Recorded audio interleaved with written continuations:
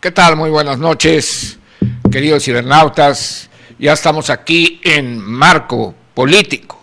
Saludo con el afecto y respeto de siempre a nuestro director general, Pepe Arana. Y bien, queridos cibernautas, esta noche vamos a hacer un ejercicio muy especial con ustedes. Nos vamos a integrar y coordinar de tal manera que avancemos en la idea que voy a proponer y que quiero dedicar especialmente al pueblo de Coatzacoalcos y por supuesto de Veracruz y de México, pero sobre todo a los jóvenes y a las mujeres de aquí, de Coatza, de Veracruz y de México. Bien, todos los desastres naturales que hemos estado viviendo en los últimos días, los enmarcaba yo en el programa anterior de Marco Político, aquí desde Imagen y Política, utilizando una herramienta ideológica y política que es el pensamiento de Vladimir Ulyanov Lenin, y de ese libro que les recomendaba tanto, que es un clásico político, que es precisamente celebérrimo ya, El Estado y la Revolución, donde decíamos que las condiciones para una revolución deberán ser primeramente de dos clases. Primero, las objetivas, como es el desempleo, la falta de oportunidades de asistencia social, de salud, el hambre también, etcétera.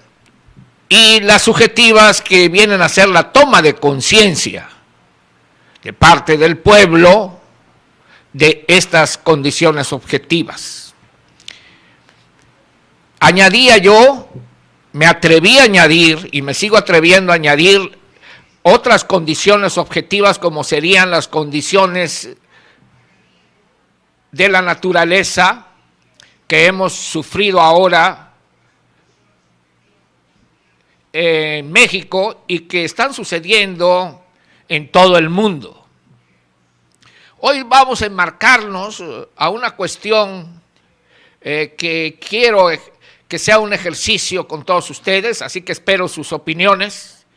Y podemos ver, queridos cibernautas, que la respuesta de la naturaleza, la intervención de las leyes de la naturaleza, siempre han influido en la historia de la humanidad, en la historia de las ideas, en la historia de la filosofía de la ciencia, por ejemplo, y en la historia de la política. Y de una de sus expresiones, como es la guerra. Vemos, por ejemplo, cómo se puede utilizar la naturaleza. Sun Tzu, por ejemplo, en El arte de la guerra, hay que recordar que El arte de la guerra, que es un libro milenario, es más bien, más que de un autor, es una recopilación de las guerras milenarias de la época feudal en China. Sun Tzu, su autor o recopilador de todas estas tácticas y estrategias militares, decía algo que es muy importante. Entre muchas estrategias de este libro, al cual recomiendo, y que por cierto era el libro de cabecera de Luis Donaldo Colosio Murrieta. Bien, Sun Tzu en El arte de la guerra dice: si no puedes ser fuerte, pero no sabes ser débil, serás derrotado. Ahí vienen en Sun Tzu, en este clásico, cómo utilizar precisamente la naturaleza, ponerse en una posición estratégica, digamos, arriba de las montañas siempre, a esperar con esta ventaja que da la naturaleza al enemigo. También vemos la influencia directa de la naturaleza al recordar ese episodio histórico de los pueblos helenos, de los espartanos contra los persas, en las Termópilas, cuando ellos, aprovechando las condiciones naturales, de la naturaleza, de los acantilados, pudieron frenar a un ejército muy numeroso que los aventajaba en miles de guerreros.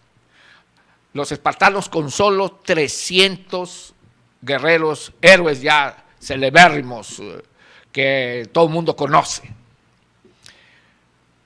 Y también vemos como Felipe II, que tenía una armada a la cual llamaba invencible, decide declarar la guerra a Inglaterra con el pretexto de llevar nuevamente el catolicismo a Inglaterra, y manda su armada llamada la Invencible, pero no contaba con que se iba a topar con varias tormentas, y estas tormentas en el mar, por supuesto, van a ocasionar graves pérdidas a la Armada Española, la llamada Invencible, que fueron tan grandes, que superiores incluso a las que sufriera ya en batalla formal con las escuadras del mar o marinas, con los barcos, quiero decir, de guerra ingleses.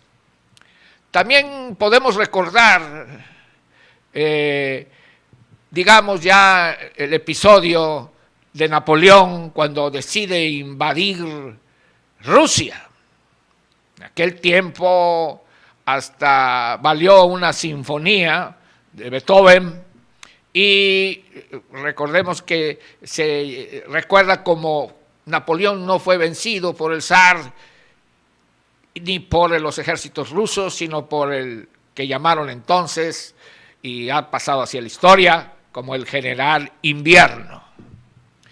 Cosa que le pasó nuevamente a Adolfo Hitler en su famosa Plan Barbarroja, cuando decide abrir el frente oriental e invade Rusia. La Wehrmacht finalmente se va a enfrentar al clima ruso, al despiadado clima ruso que los viene a varar. El barro con el que avanzaban en primavera, luego se volvió lodo en invierno, con nevadas históricas que bajaron muchísimos grados bajo cero y que prácticamente congelaron a los Panzers y a las tropas de la Wehrmacht en Alemania. También podemos ver cómo cuando los aliados iban a invadir Normandía, tuvieron que retrasar muchísimos días la invasión a Normandía, que los alemanes esperaban por Calais, y que finalmente se da en Normandía porque había mal tiempo. En fin, ahí vemos cómo las leyes de la naturaleza, las leyes naturales y la naturaleza misma, decide finalmente de qué lado va a capitalizarse por parte ya de los humanos estas condiciones naturales. Así como pasó con los espartanos y con los rusos, que tuvieron en su mejor aliado a el clima, a los fenómenos astronómicos, a las grandes nevadas, a las temperaturas congelantes, a las tormentas marinas, como en el caso de la Invencible. Ahí vemos claramente, queridos cibernautas, cómo influye la naturaleza. Ahora vemos cómo está haciendo su parte. Por eso yo me he atrevido con mucha humildad a añadir estas condiciones objetivas, con mucho respeto, con mucha humildad y modestia a este monstruo de la política.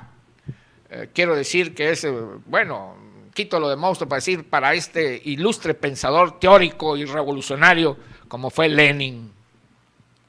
Bien, ¿qué es lo que está pasando ahora en México? Veamos cómo estas tragedias que estamos viviendo ahora en 10 estados y 300 municipalidades han afectado, han impactado en el espíritu nacional del pueblo de México. Decíamos en el programa anterior que esto necesariamente va a cambiar la actitud del pueblo de México. Y están tan cercanos algunos eventos que van a decidir la historia de nuestra patria, como son las elecciones del próximo año, las elecciones constitucionales de 2018, en que se va a decidir la presidencia de la República, gobernaturas, senadurías, diputaciones federales y locales, entre otras. Ya casi todo el país está homologado por el Instituto Nacional Electoral en lo que se refiere a estas elecciones del próximo año. Vemos cómo, y lo hemos venido diciendo y ustedes son testigos, que nuestra tesis principal de la crisis que vive el régimen de partidos políticos, la crisis terminal de un sistema caduco e injusto, como es el sistema político mexicano. A tal grado que ahora ya alguna de las estrategias es pasar del régimen presidencialista a un régimen parlamentario. Pero el problema no está en esa transición del presidencialismo al parlamentarismo. El problema está en que subyace por arriba, abajo, qué decir, de esa transición política que propone este régimen de partidos políticos ya totalmente con una crisis muy agudizada y totalmente desprestigiado, porque finalmente la que está desprestigiada, bueno, pues son los hombres, en la clase política mexicana, corrupta, totalmente corrompida desde la raíz, en toda su jerarquía. Entonces vemos que más bien lo que subyace es el régimen nefasto de privilegio que tiene sumido al pueblo de México en la desigualdad. Esta es una estructura de dominación. Recuerden ustedes, queridos cibernautas, que aquí lo que analizamos son estructuras políticas. Obviamente también de paso, sin ser especialistas y con todas las limitaciones que podamos llegar a tener, vemos también las estructuras económicas y sobre todo las sociales. Es lo político y lo social sobre todo en donde basamos básicamente nuestro modesto análisis. Pero vemos cómo también con la intervención de estos fenómenos astronómicos, con estos fenómenos sísmicos, telúricos, tectónicos, volcánicos, con estos terremotos, bueno, el pueblo ha tenido una respuesta solidaria para con el pueblo. Y lo más importante, ha puesto contra la pared no solamente al gobierno corrupto y al régimen de partidos, que ha tenido que hacer una serie de concesiones desesperadas, que van desde lo que decían primero donación, que ahora es más bien, bueno, una renuncia a las prerrogativas, sobre todo a las financieras, y vemos que hay una rebatinga ahí donde, bueno, el pueblo de México ya no les cree absolutamente nada. Ahora ya hay una iniciativa del PRI por eliminar las plurinominales, lo cual conlleva una estrategia política, electoral y financiera tras bambalinas, porque, a ver, vamos a analizar rápidamente esta cuestión de la renuncia a sus prerrogativas y la eliminación de las plurinominales. Bueno, como dice el PRI, como están ya tocados, el PAN sobre todo, dice que no, que cómo es posible.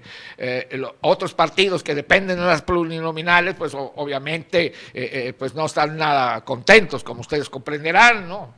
Partidos que viven gracias a las plurinominales, y dentro del PRI muchos políticos que se mantienen vigentes a través de la representación proporcional. Bueno, a ver, pero ¿qué es lo que subyace? Aquí lo que nos importa ahí es, como siempre, y ustedes lo saben, es ir al fondo de las cosas. Así que estoy esperando sus opiniones. Y aquí va el primer planteamiento de esta noche. A ver, ¿por qué el PRI hace esto? ¿Por qué piensan ustedes que renuncia a sus prerrogativas y da esta iniciativa al Congreso de eliminar la representación proporcional o plurinominal? A ver, queridos cibernautas. Obviamente porque ellos llevan ventaja, queridos cibernautas. Ellos están en el poder. Los recursos los pueden sacar de otras maneras, de otros presupuestos. Pues esos pues son los magos para hacer eso. Ellos saben cómo hacerlo. Son maestros en hacer eso. Tienen doctorados. Para eso tienen doctorados. Para eso estudian. Para ver cómo... Pues tenemos que decirlo. Cómo robarse el dinero del pueblo, es la verdad. Por eso es la corrupción tan nefasta que estamos viviendo, tan grande como nunca. Esta que ya, por eso pareciera que la naturaleza llega en el momento preciso. Pues hacen esto porque ellos tienen la manera y así desarmarían a los demás opositores que no tienen más que en algunos estados sus bastiones, algunas gobernaturas, algunas presidencias municipales, pero que siempre van a depender finalmente de los gobiernos locales y del gobierno federal.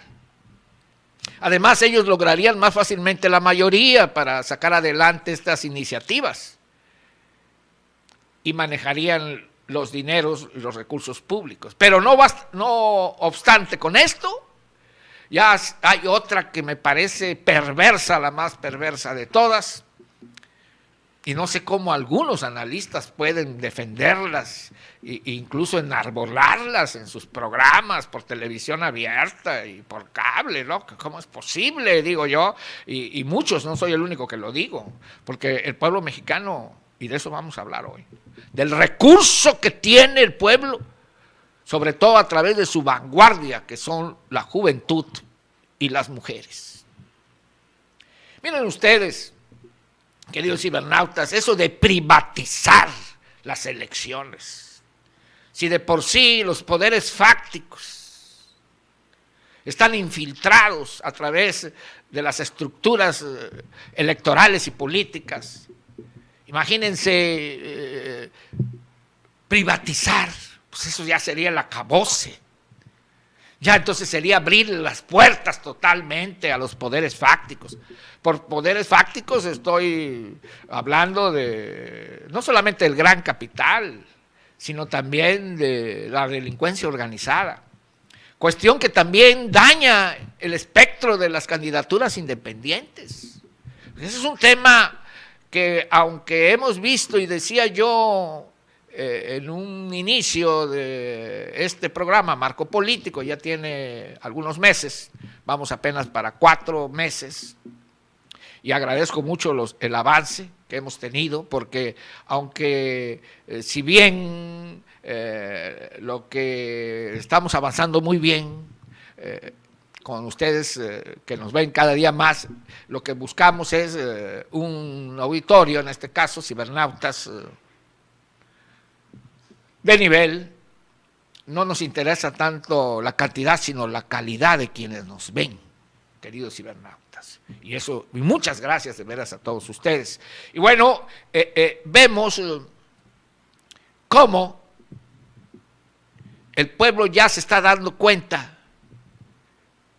porque la juventud ya tiene otro nivel, ya tiene estudios y se está dando cuenta de que ya tiene al régimen de partidos, al gobierno y al Estado contra la pared, contra las cuerdas. Entonces, queridos cibernautas, ¿cómo plantear el cambio? Ya no se trata de un cambio que venga de los partidos políticos. Ustedes son testigos, los que nos siguen desde el inicio de este programa, aquí en Imagen y Política, que siempre hemos dicho que el cambio no va a venir de este caduco y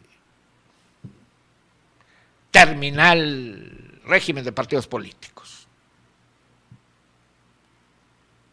Y decíamos que por el lado de los independientes, pero vemos que también los independientes pueden ser infiltrados. Últimamente me he esforzado por buscar alternativas que desde luego y obviamente no soy el único. Muchos jóvenes en las universidades, muchos políticos revolucionarios, que sí los hay. ¿Sabían ustedes que sí los hay? Aunque sean unos pocos. Pero sobre todo la juventud en las universidades, pero también en las fábricas, porque hay muchos jóvenes obreros que estudian en las universidades. Hay muchos jóvenes empleados que hacen el esfuerzo de obtener una carrera profesional. ¡Qué bueno! A estos segmentos, pero que también vienen de familias que se han preocupado por inculcarles estos estudios. Por eso me refiero también a las mujeres. A mí no me cabe la menor duda que el cambio va a venir de las mujeres y de la juventud revolucionaria de este país. Muchos son revolucionarios, pero no se han dado cuenta por qué lo son o que en qué grado, o todavía no dicen, bueno, pero sí, ya lo son. Créanme que ustedes ya lo son, en sus actitudes. Simplemente es cosa de, como dice Lenin, en el estado de la revolución, tomar conciencia como tal. Entonces, el Estado, el gobierno y el régimen nefasto de partidos políticos está contra las cuerdas. Y fue gracias a estas trágicas manifestaciones de la naturaleza. Y hay otras que han salido a flote, queridos cibernautas, que antes estaban ahí, pero que no las veíamos en su verdadera dimensión. No las dimensionaba el pueblo de México. Por eso tampoco estoy de acuerdo con esos analistas que ahorita dicen que hay el índice de la pobreza, que el índice del desempleo, de la falta de servicios. Eso siempre ha estado, por favor. Y sin embargo el pueblo lo sabía, pero estaba como aletargado. Hoy voy a llegar a un concepto de esto y nos vamos a ir al fondo. Pero antes voy a leer para ir entrando al tema, ir profundizando cada vez más. Vamos ahorita hacia la raíz del problema, para hacer la propuesta y descubrirles algo que me parece que es terrorífico. Pero para allá les voy. Muchas gracias a José Luis Utrera, Mario Fernando Zarco, Guillermo Pamusé, gracias Fabián Corsip, Eliseo Guzmán Sánchez, Yolanda Carrasco, Carlos de la Rosa, de por qué de esta manera se obtiene un considerable ahorro para el país y por qué así lo quieren los ciudadanos. Ah, sí. No, sí. Está bien, pero no me interesa tanto ahorita analizar esto porque... querido Carlos de la Rosa, no obstante que es cierto lo que dices, a lo que vamos ahorita a analizar, a lo que queremos llegar es por qué lo están haciendo y por qué el pueblo no cree en esto, porque esto es una propuesta de los políticos partidarios a una exigencia del pueblo, pero el pueblo sabe que ese dinero es de ellos, aunque tengan el recurso constitucional de decir, no, pues es de nosotros, como dice Ricardo Anaya, de nuestro dinero, dice. No, aquí vamos a la raíz del asunto, mi querido Carlos, pero muy bien tu opinión. Pero quisiera que avanzáramos más al porqué de las cosas, a la causa primera, a eso es a lo que vamos a llegar hoy. También a Jorge Luis Toledo, a todos ellos, muchísimas gracias. Bien, voy a leer algo que estaba ahí, pero que ahora con estos trágicos sucesos adquiere otra dimensión, y porque sé que esto que ha impactado a la sociedad trágicamente ha hecho que el parto de una revolución pacífica se adelante, de una revolución pacífica. Aquí no estoy hablando de las elecciones, ni de esto que decías tú, Carlos, porque el pueblo sabe que no se la cree. El pueblo exige que se den estos recursos, pero sabe que el régimen de partidos no va a cambiar, sabe que estos políticos no vamos a cambiar, quiero decir, así claramente y tajantemente. A ver, te suplico, Pepe, que pongas el artículo, es proceso del 27 de agosto de 2017, y dice así, se titula, es Ernesto Villanueva, Ernesto Villanueva, no es cualquier persona, es un editorialista de la revista política más seria e importante de México. Proceso. Dice, Manuel Velasco, exterminio racial por inferioridad. Dice, para nadie es un secreto que el sur del país, queridos cibernautas, es en buena medida tierra de nadie. Y esa circunstancia tiene pleno sentido en Chiapas, donde los nodos centrales de la corrupción y la impunidad cruzan el sistema nervioso de la actividad estatal. El gobernador del estado, Manuel Velasco Coelho, representa la cúspide del desaseo político. Un grupo de abogados defensores de derechos humanos está integrando un abultado expediente contra el gobernante surgido del Partido Verde, el único gobierno que tiene formalmente, para llevarlo a la Corte Penal Internacional, y los delitos de los que se le va a imputar hacen que el caso de Javier Duarte, exgobernador de Veracruz, sea un juego de niños, a pesar de la gravísima corrupción que devastó a esa entidad y que no es para menos nuestro estado. O sea que es un juego de niños lo que está pasando en Chiapas. Lo que pasó aquí en Veracruz. Prosigo. Si Duarte dejó en la calle a miles de veracruzanos, robó en apreciable medida la paz social y aumentó sustancialmente el peligro para ejercer el periodismo independiente, nadie en su sano juicio podría afirmar que él buscó el exterminio de uno de los pueblos originarios de México.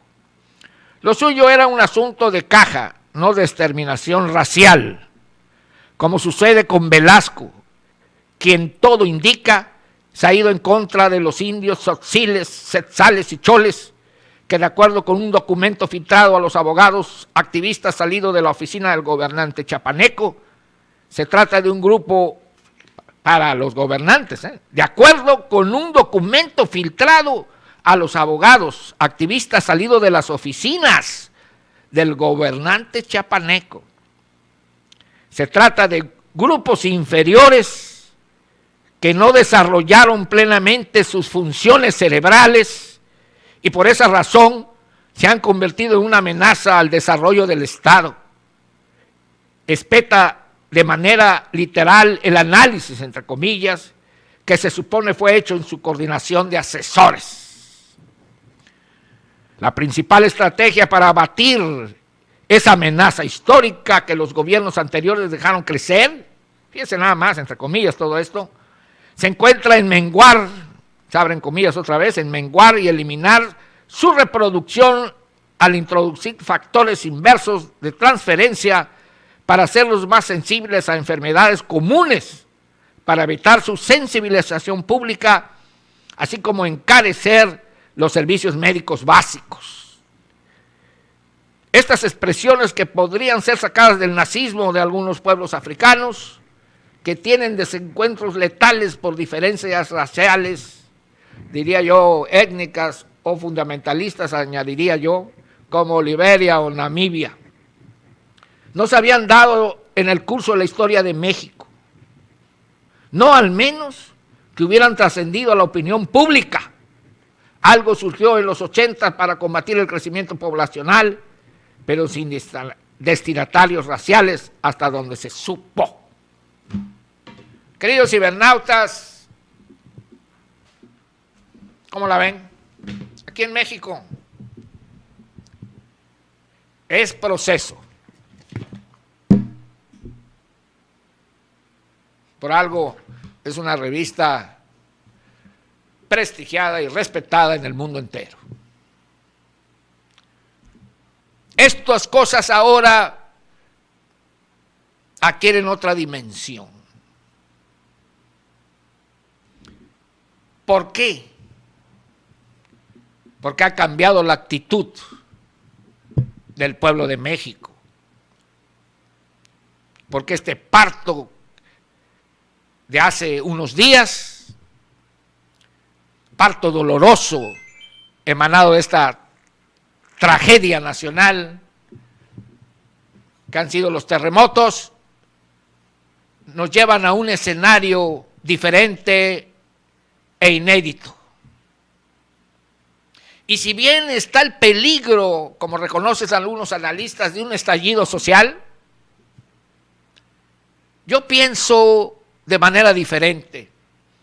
Y así como me atreví a añadir al concepto de Lenin, ahora quisiera manejar lo que es el recurso tecnológico de la juventud y sobre todo de las mujeres de nuestra patria. De todo el pueblo, por supuesto.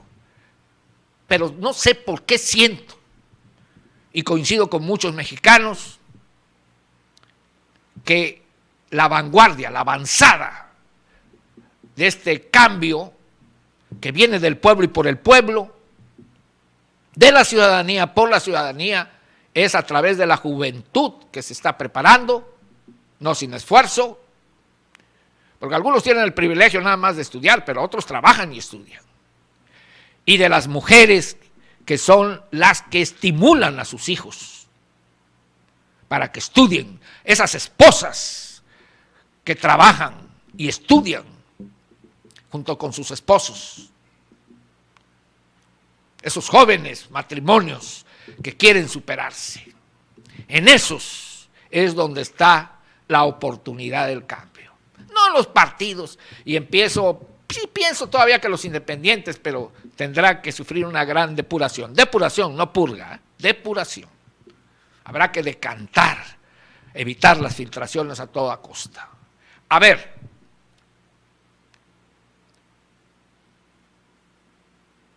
ha habido 3 revoluciones tecnológicas. Ahora sí vamos a entrar al tema. Vamos a pasar al segundo nivel. Vamos a la raíz, dijimos. Ha habido 3 revoluciones tecnológicas. Políticas ha habido muchas. Estoy hablando de las revoluciones tecnológicas. La primera, la revolución de la energía fósil. La segunda, la revolución surgida de la electrónica. Y la tercera revolución tecnológica es la Internet. la red de redes. Y sí ha habido una revolución ya tecnológica de la red de redes. ¿Quién no recuerda la primavera en Egipto? Surgió de las redes sociales. ¿Qué es lo que siempre hemos dicho aquí y que todos ustedes saben, no porque lo hayamos dicho, ya lo sabían, por supuesto, obviamente, lo tengo bien claro, la importancia de las redes sociales? ¿Dónde ha tenido el pueblo la verdadera, auténtica versión de lo que está pasando en México en este momento? Ya con anterioridad venía siendo, pero en este momento son las redes sociales, hoy más que nunca.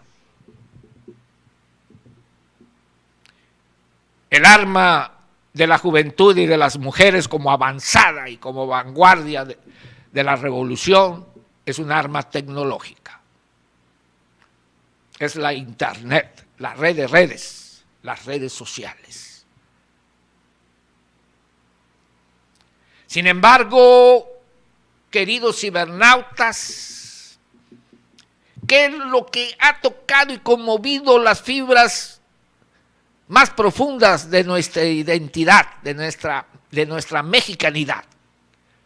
Sino la movilización, la fraternidad, que fue el lema de la Revolución Francesa, la primera revolución moderna del mundo.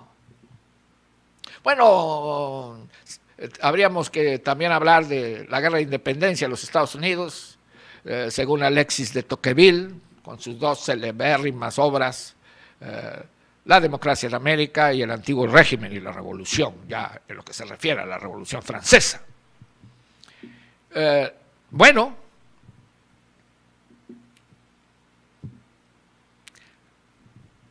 la red de redes.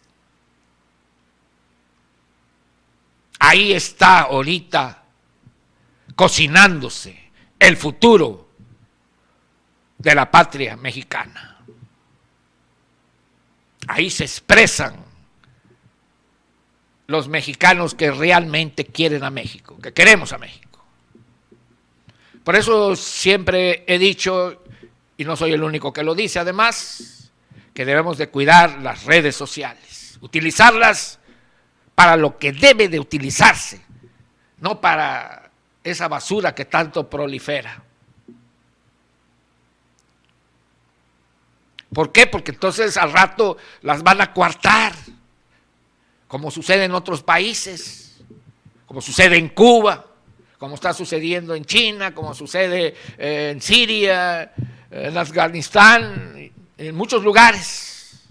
No terminaríamos tan fácilmente esta lista, donde se coartan las libertades que brinda la Internet.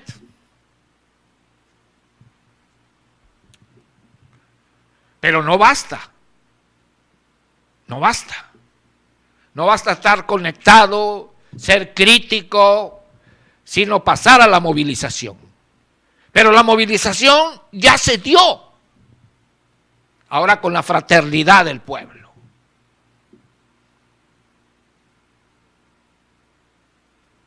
Porque una cosa es criticar y ver el ruedo y el toro detrás del burladero, sentado cómodamente en una banca, viendo nuestra computadora, y otra cosa es pasar a la movilización. Para eso se necesita liderazgo. Pero no cabe la menor duda, ni tengo un ápice de duda, que nos van a sobrar líderes, pero tendrán que ser jóvenes. Y no sé por qué intuyo, tengo la percepción que serán mujeres. La esperanza de las nuevas revoluciones pacíficas y tecnológicas, queridos cibernautas, van a estar en muy buena parte en las mujeres. Es el retorno del poder femenino en todos los sentidos. espiritual, religioso, político, social. Es un fenómeno sociológico. En la infancia, en la humanidad, como dice Rousseau, y como dicen antropólogos como Bachofen,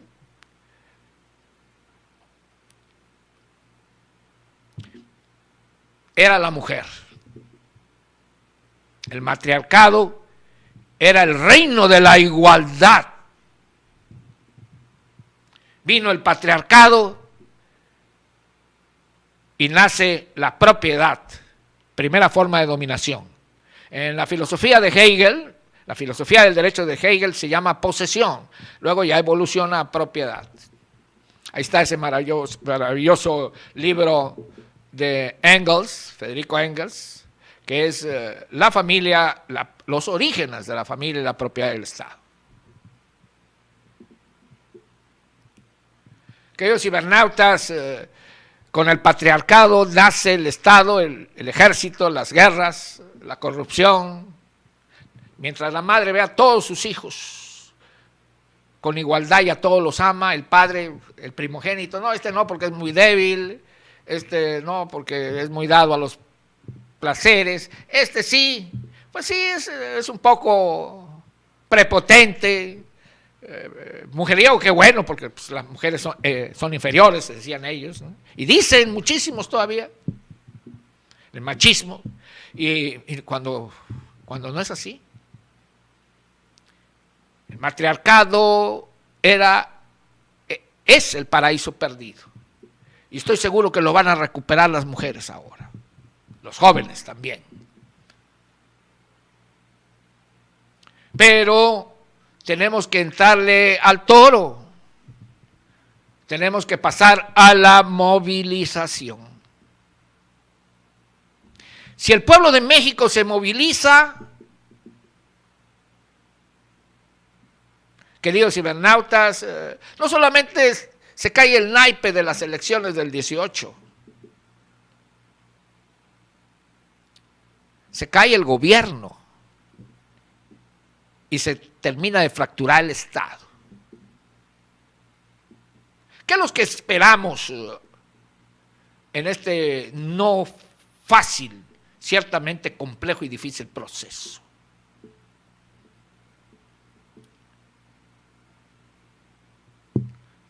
Queridos cibernautas, voy a llevar esto a lo que está en el pensamiento político y social actual. Y es una cuestión psicológica. Los dos grandes temas de la posmodernidad, porque la modernidad ya terminó con un fracaso. El fracaso del Estado y el fracaso de la sociedad de clases. Es el fracaso a lo que nos ha llevado el egoísmo y el afán de lucro, el dinero, la ambición. Un planeta contaminado, desigual, con guerras destructivas, con pobreza, con diferencias abismales, mientras son opulentas las clases dirigentes, la burguesía, otras padecen hambre. Roger Bartra, maestro de la Facultad de Ciencias Políticas, que ahora se dedica a cuestiones cerebrales, neurológicas, vamos a decir, pero que en su momento se dedicaba más bien a las cuestiones sociológicas, decía que hay dos conceptos: el concepto de lumpenproletariado. Lumpen es una voz germana que quiere decir andrajos, los miserables de Víctor Hugo, queridos cibernautas, que visten con andrajos, los más pobres entre los pobres. Pero dice Bartra, también hay una lumpenburguesía, los políticos venales, las prostitutas de alto nivel, los financieros de muy alto nivel corruptos. Esos visten muy elegantemente, pero lo que tienen hecho andrajos, lumpenburguesía, es el espíritu, el alma. Queridos cibernautas, el tema ahorita central del pensamiento político y social, por supuesto que económico también, es el concepto de igualdad. Y otro concepto, queridos cibernautas, que es el de pertenencia. Fíjense, esto que vamos a tocar ahorita es súper importante, pertenencia. Esto tiene que ver con teoría de conjuntos, con matemáticas y con el análisis político actual es muy frío, es muy matemático y tiene que ver también con teoría general de sistemas. A ver, vamos ahora sí a la superraíz del asunto, la pertenencia. No estamos hablando de propiedad, estamos hablando de pertenencia. ¿Cómo se maneja este concepto? Desde el punto de vista de teoría de conjuntos, a ver, yo pertenezco a la burguesía,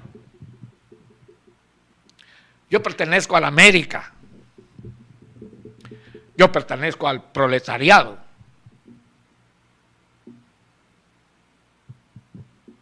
Está, claramente.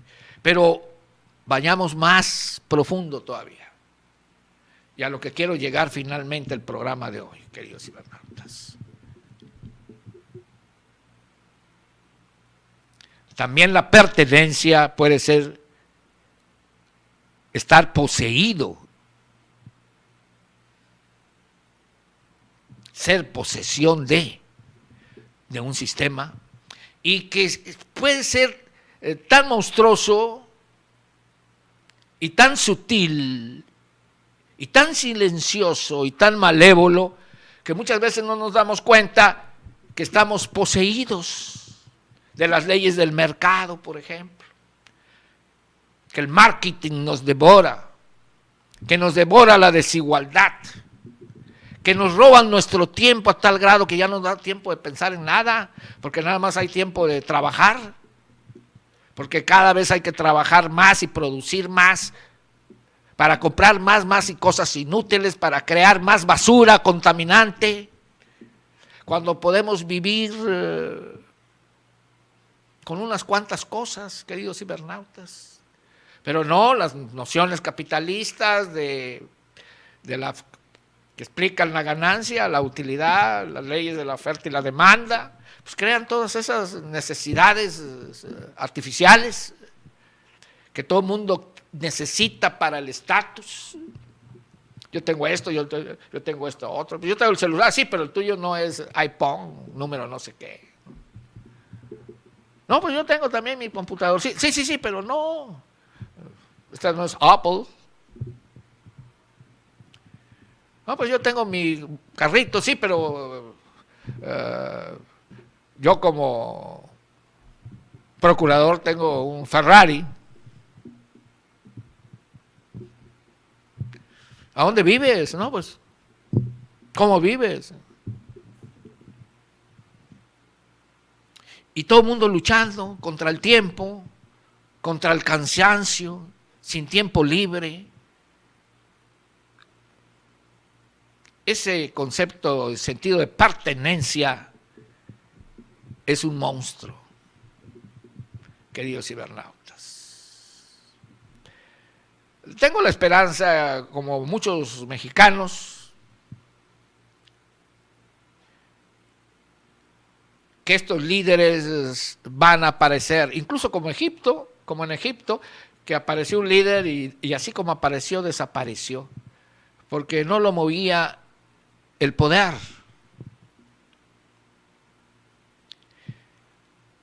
La evolución, queridos cibernautas, nos va a llevar a la desaparición del yo. En las especies inferiores el yo no existe. El yo es un estadio evolutivo de la especie humana. Pero el yo y su egoísmo, esto es mío, ¿no? Las especies más evolucionadas están en el colectivismo. No, pero el colectivismo es es absurdo, ¿no?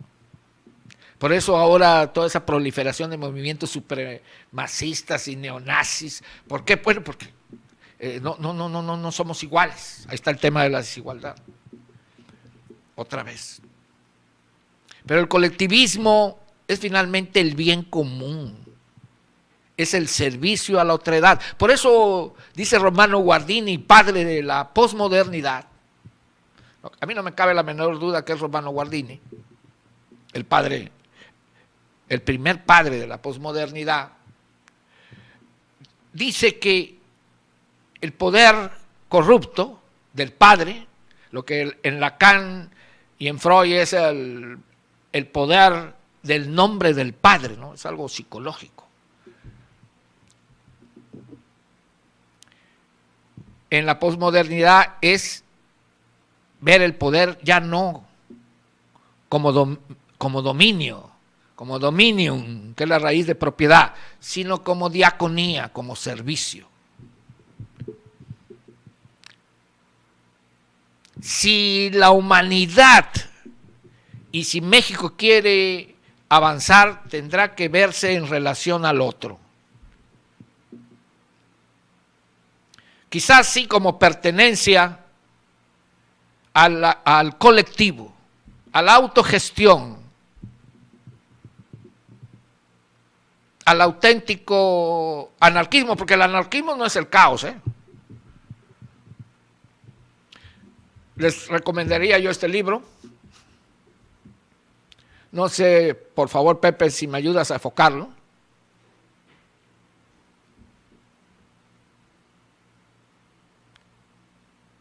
Tratado contra el método de Paul Feyerabend. Es un popperiano, querido cibernauta, está en Tecnos, parece que está agotado, pero lo pueden conseguir, lo pueden bajar en línea. Lo pueden conseguir, hay muchas librerías. El anarquismo es una forma de pensamiento y es una forma de conocimiento científico, finalmente. El anarcosindicalismo, por ejemplo, que contribuyó a la Revolución Mexicana a través de la Casa de Obrero Mundial. Yo actualmente me identifico y estoy trabajando con la clase trabajadora. Ahí es donde he encontrado el último bastión para terminar mis días.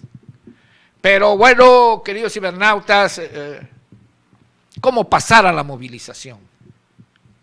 ¿Cómo hacer del cambio revolucionario en México una revolución pacífica? Ese es el tema de hoy. Está Alejandro Monroy, muchas gracias. Juan Jaime Ruiz, muchas gracias, Juan Jaime. Conchita Fernández Trujillo, Alejandro Villar, Filiberto Bellman, José Tair, Felipe de Jesús, gracias. Marta Eugenia Valenzuela, Cari García, Rosalino Quijango, muchas gracias. Queridos cibernautas, ¿cómo pasar a la movilización? Esa es la gran tarea. Para pasar a la movilización se necesita organización, identidad con el otro. Esa es la fase que hace falta. De una cosa pueden estar seguros. Esta elección de 2018 va a tener una gran abstención. Quizá esto convenga a este régimen terminal. Y sin ser catastrofista, no esperemos, queridos cibernautas, que venga otra lección de la naturaleza, Dios no lo quiera. Porque entonces sí, queridos cibernautas, pues ahí está nuestra tarea. Para el próximo programa vamos a seguir avanzando sobre lo que es la movilización, entre otros temas.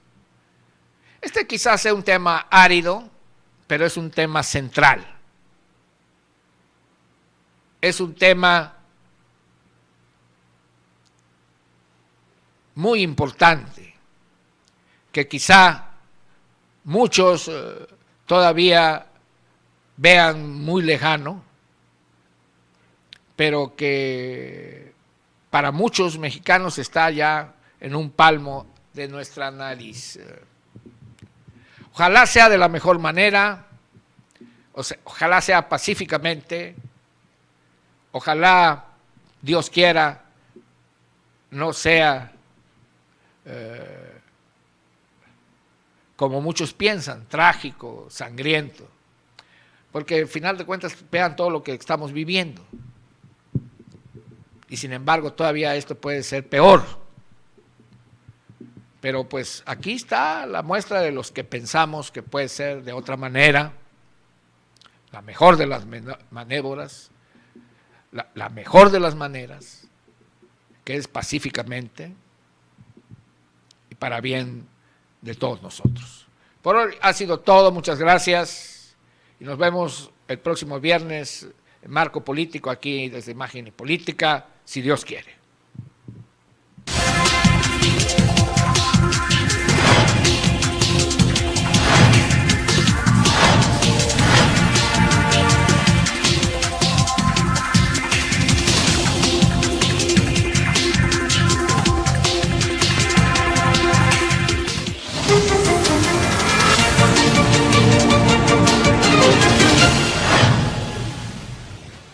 Mm-hmm.